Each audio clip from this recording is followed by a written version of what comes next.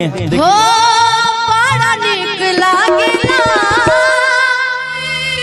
बलम जी के बोलिया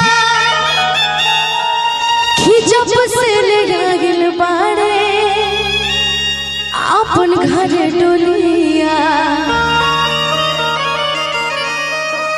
सबसे ज्यादा खुशी शादी ब्याह में पता है उनके दोस्तों को और उनके भाइयों को होती है। भैया जो लड़का होता है ना, सबसे ज्यादा खुशी या तो उनके भाई को होती है या तो दोस्तों को होती है। बिल्कुल क्यों सही बात। वो गाना नहीं सुने कि रोहनी बारात गई हाय गो लड़की से लाभ हो अरे लाभ हो गइल हो हमारा हरे काब हो गइल हो हमारा लाभ हो गइल कि रोहनी बराते गइल हमके मैं लड़के को हरिया से लाभ हो गए। लड़का बेचारा कहाँ गया जो लिरिया से लब हो गया। देखिए वो तबला बजा रहा है बेचारा, परेशान है। हो बड़ा निक लागेला बलम जी के बोलिया जब से ले गइल बाड़े अपन घर डोलिया। जब से ले गइल बाड़े अपन घर डोलिया।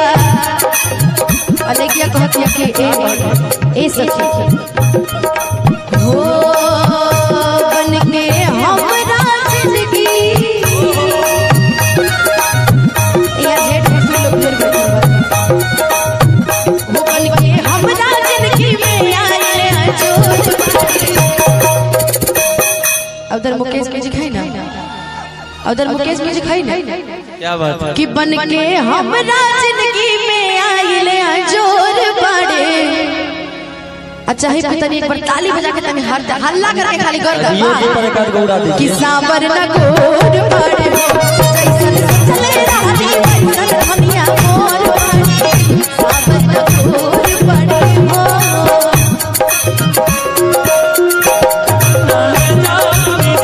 गोरे जैसे हुई जवान तनी है पे बैठो ऐसे ऐसे लात धरो ना, पे लात धरो जेबीएल के साउंड इतना बढ़िया लगता है। आहा वाह वाह हो सज के सवार के गोरी जाब बैठली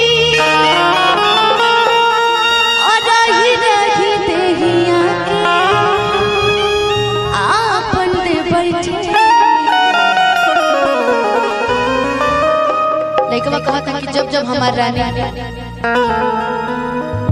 कि जब जब हंसेली हर करे जब में धंसेली।